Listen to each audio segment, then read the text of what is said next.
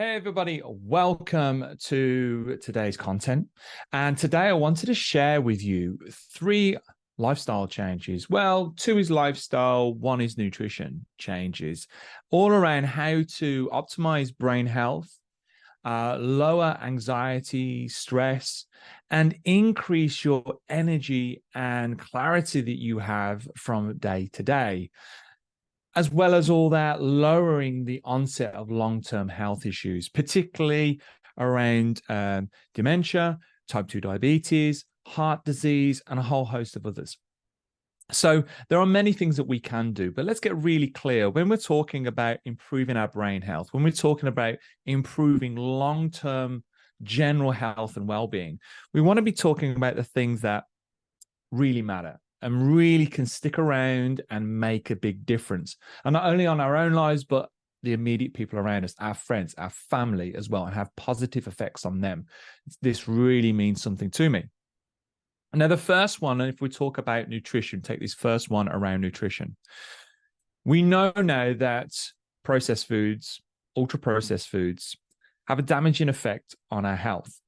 And not just our physical health, but our cognitive health as well. Our ability to stay cognitively well, being able to stay focused and really stave off the onset of dementia, Alzheimer's.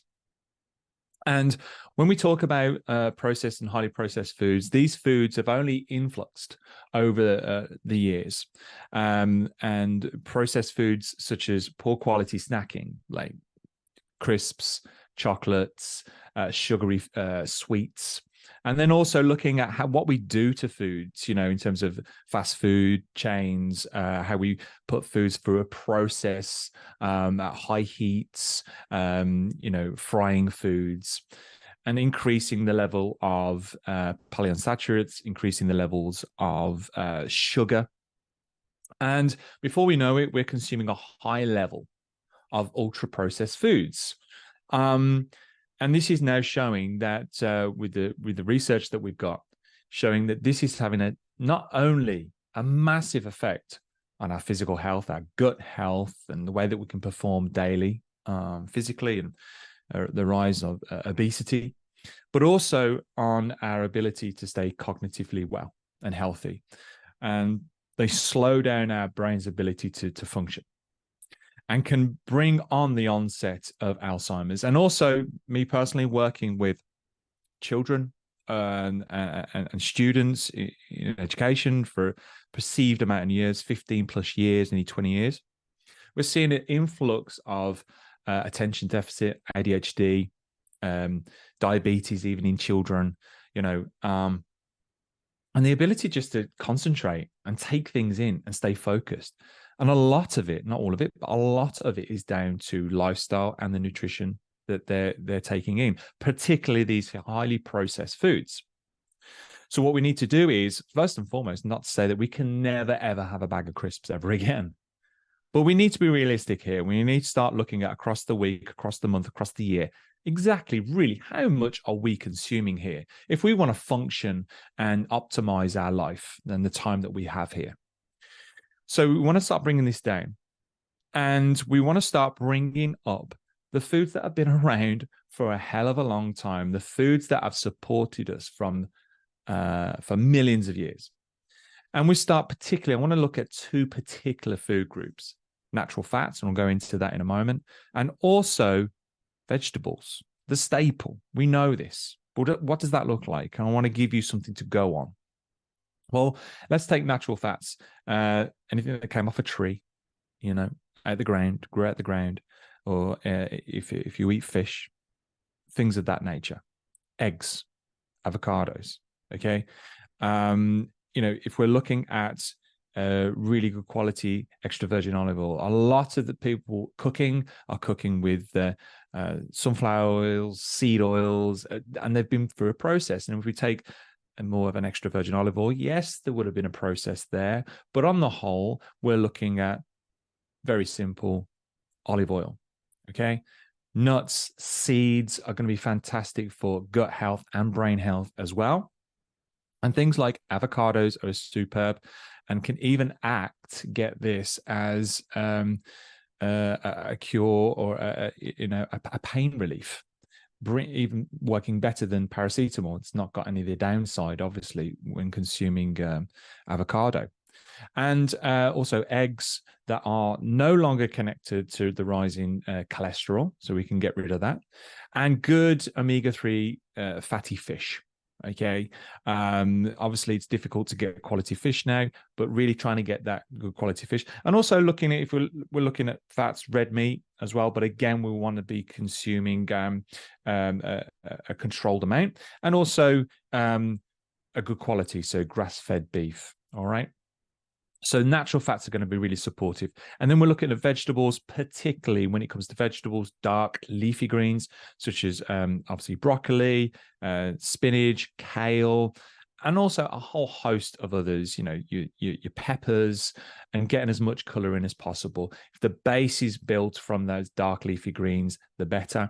But an array and a wide variety of particularly plant-based ingredients is going to be so important and supportive with your cognitive and physical functioning, moving into later life as well.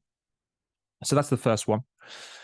The second one, I wanted to talk and address around exercise, because I think a lot of the time it can be quite a stumbling block for people where they've got to fit inside a box, whether that is, I've got to do HIIT, or I've got to do this high intensity thing and it's got to last an hour and it's got to be all of the time pretty much. And I've got to almost kill myself to get any benefit from it, which is completely not true.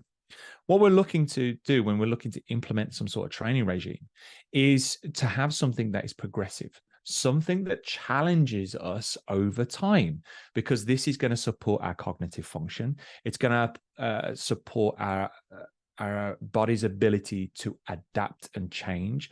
On the whole, dropped excess body fat, build muscle, which, by the way, building muscle is going to support you into later life to have a better quality of life. Okay. So things such as weight training, because we've got so many different things that we can adapt with weight training: add more weight, more repetitions, change movements, change tempo, change the frequency, change the exercise, a whole host of different things. Even things like martial arts, you're adapting, you're changing, you're challenging yourself to learn new things and adapt. Even things like dance, all these things you can do with other people as well. So that interaction as well, which is really, really powerful. But when it comes to training, we're looking at something that, one, you enjoy first and foremost, but two, is something that's going to challenge you over time, progressively getting better at. Okay.